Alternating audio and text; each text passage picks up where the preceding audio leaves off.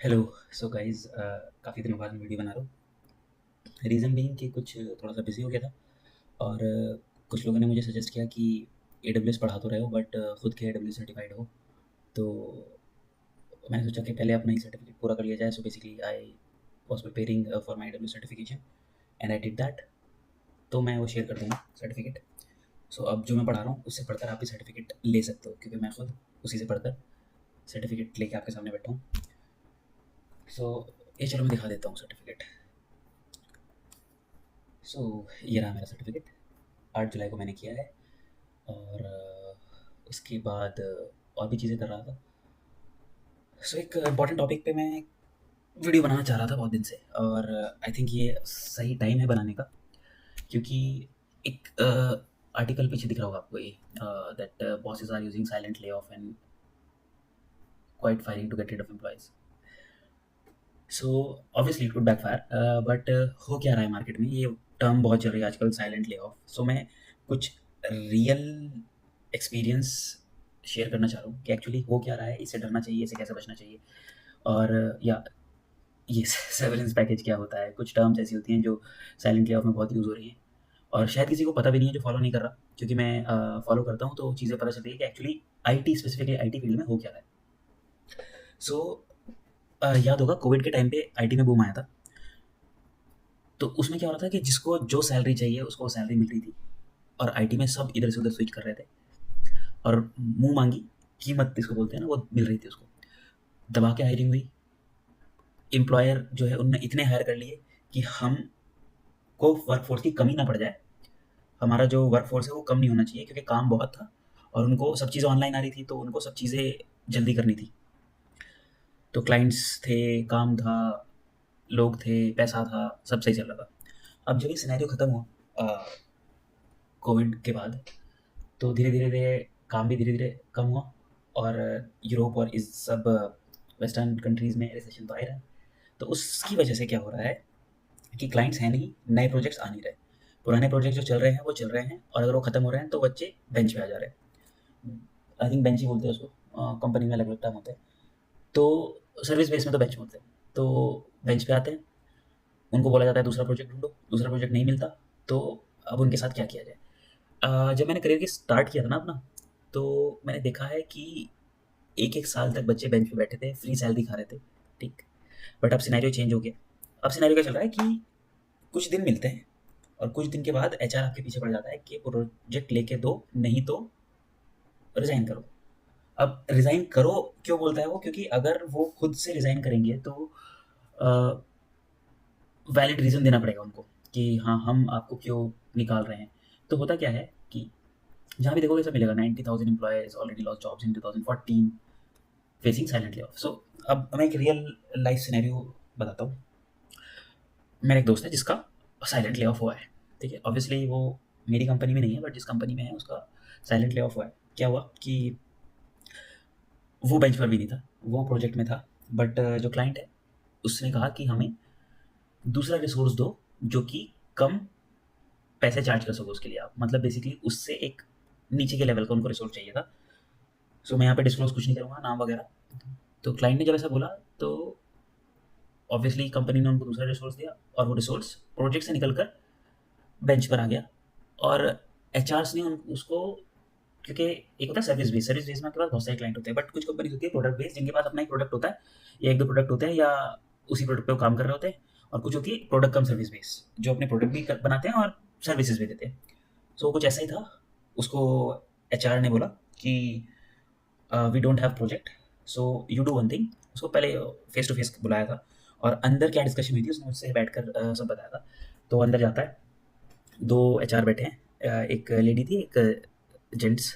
तो बिठाते हैं उसे आराम से, पहले पानी ऑफर करते हैं, सो सो सो हम्बल कि आप उसको जॉब से निकालने वाले हो और उसको पानी पिला रहे हो शुरू में। फिर वो बोलते हैं कि सिनेरियोज थोड़े आपको पता है कैसे चल रहे हैं, और क्या कहते हैं, अ, अभी प्रोजेक्ट से निकला है, तो एक काम करिए, आपको हम 6 मंथ की सैलरी दे रहे हैं, ठीक है, और आप सैलरी ले लो। आप चाहो तो आके काम कर सकते हो, या जो भी करना है आपको कर सकते हो, और आप नहीं चाहते तो आप कल से नहीं आइए। लेकिन आपको सैलरी हम दे देंगे। अच्छा चलो ठीक है, 6 मंथ की सैलरी की बात हुई। उसने बोला कि अगर मैं नहीं आऊँगा और मुझे जो वो सब मिलेगा, क्या कहते हैं, एक्सपीरियंस लेटर वगैरह मिलेगा, वो 6 महीने बाद कब मिलेगा? उन्होंने कहा कि एक्सपीरियंस लेटर जो आपको मिलेगा वो जिस दिन आप रिज़ाइन डालोगे उसके अगले दिन हम आपको एक्सपीरियंस लेटर दे देंगे। तो उसने कहा कि अच्छा ठीक है, और ये पैसे का कुछ रिटर्न में मिलेगा मुझे, कि मुझे 6 महीने की सैलरी मिलेगी? हाँ, उसने एक सवाल और किया था कि 6 महीने की सैलरी जो मिलेगी मुझे, वो बेसिक पे होगा मेरा या फिर पूरा पैसा मिलेगा जो मुझे इन हैंड आता है? तो उन्होंने कहा कि पूरा पैसा मिलेगा, बेसिक पे नहीं देंगे, हम आपको पूरा देंगे। तो कुछ-कुछ कंपनी सिर्फ बेसिक पे भी देती है। तो उसने बोला ठीक है, बट मुझे कुछ रिटर्न में तो दो कि मुझे इतना पैसा मिलेगा। सो दे सेड मैं रिटर्न में कुछ नहीं दे सकता, ठीक है? मेल वाले ने बोला कि, तो उसने इस बात पे वो बोला कि नहीं, आपको मुझे रिटर्न में देना होगा वरना मैं रिज़ाइन नहीं करूँगा, ठीक?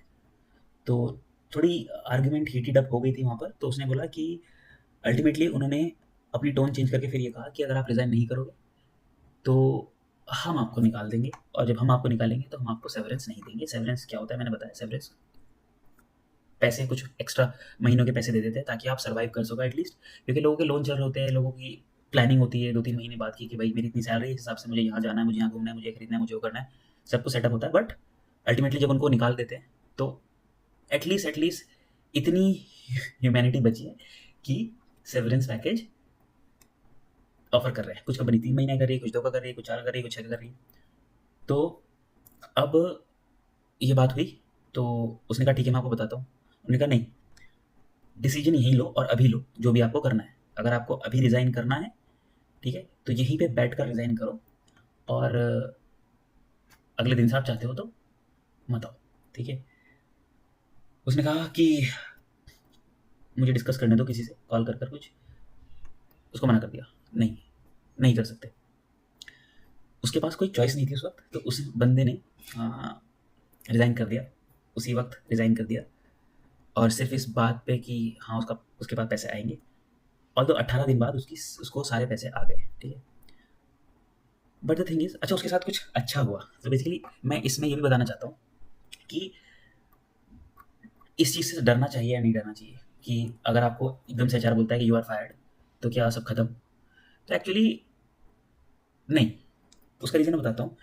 डरना सिर्फ़ आपको इसलिए चाहिए कि अगर आपके पास स्किल नहीं है, तो आपको जॉब ढूँढने में मुश्किल होंगी। इसलिए मुश्किल होंगी क्योंकि मार्केट में क्या हो रहा है ना, मार्केट में अब एक्सपीरियंस्ड लोग भी उतर के आ गए हैं। जैसे कि ये मेरा दोस्त, ठीक है? ये एक्सपीरियंस था, इसका ले ऑफ हुआ, ये मार्केट में आया, और इसको अच्छी खासी टेक्नोलॉजी आती है, वर्किंग प्रोजेक्ट से निकला है। तो अगर आप पहले क्या था कि थोड़ा-सा कुछ सीख लिया, बेसिक सीख लिया, इंटरव्यू दिया, हो गया, ठीक है भाई जॉब मिल गई, अंदर जाके सीख ही लेंगे, होता है ना ऐसा? बट अब ऐसा नहीं है। अब अच्छा, ले ऑफ वाला बंदा क्या होगा कि उसके पास ज़िम्मेदारियाँ होंगी, वो अच्छे खासे पैकेज पे होगा, एकदम से उसको ज़ीरो पे आ गया। तो एक साइकोलॉजी होती है कि अगर मैं पहले लेट्स सपोज़ 25 लाख पे काम कर रहा हूँ, और एकदम से मुझे ज़ीरो हो जाता है, तो अगर मुझे कोई 15, 16, 17 की भी मिलेगी ना, तो मैं कहूँगा चल यार अभी फॉर द टाइम बीइंग मैं पकड़ लेता हूँ इसको, और होता है ऐसा। तो कॉम्पिटिशन भी खत्म हो गया। यहाँ पर जो कॉम्पिटिशन था कि ना, खत्म हो गया मतलब सैलरी का कॉम्पिटिशन जो है, और इस चीज़ को खत्म हो गया कि अब आप ज़्यादा माँग नहीं सकते क्योंकि कम में आपके पास एक्सपीरियंस रिसोर्सेज अवेलेबल है। सेकंड इज़ कि जॉब सिर्फ़ उनके लिए अवेलेबल है जो एक्सपीरियंस है और जो जानते हैं काम करना। सो इससे बचना है तो सिर्फ़ एक तरीका यही है कि स्किल अप हो जाओ। स्किल्ड अप होगे तो नई-नई स्किल सीखोगे, लेटेस्ट जो चल रहा है वो स्किल सीखोगे, ठीक है? देख लो अमेज़न ने 27 निकाल दिए, मेटा ने 21 ही, एसेंचर ने 19,000, अल्फ़ाबेट, माइक्रोसॉफ्ट, ये तो बड़ी-बड़ी कंपनीज़ जो हैं इन सब ने निकाले, तो छोटी-छोटी की तो सोच लो। सो स्किल अप हो जाओ, ठीक है? और हाँ, उसका केस मैं बताता हूँ क्या हुआ उस बंदे के साथ। सेवरेंस जिसको मिला था, 6 महीने की बंदे ने सैलरी उठाई, बंदे ने ढूँढना शुरू करा। एडब्ल्यूएस का पढ़ा उसने, मैंने उसकी हेल्प भी की थी, ठीक है? तो एडब्ल्यूएस पढ़ा, एडब्ल्यूएस सर्टिफाइड हो गया। एक्चुअली वो हम दोनों ने साथ में ही करा था। जिस दिन मैंने एग्ज़ाम दिया था, उसी दिन उसने एग्ज़ाम दिया था और दोनों पास हो गए। सो साथ में नहीं दिया था ऑब्वियसली बैठ के। तो अब क्या है कि उसकी जॉब लगी है अभी 1 हफ़्ता पहले, ठीक है? तो पार्टी भी दी थी उसने मुझे। जिस पैकेज पे वो था, उससे ज़्यादा की उसकी जॉब लगी।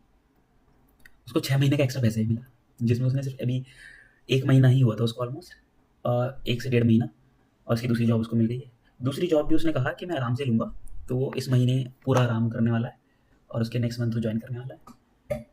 सो बेसिकली पैसा भी मिला, जॉब भी मिली, बट ये सिर्फ किसके साथ होता है? जिसके पास स्किल है, ठीक।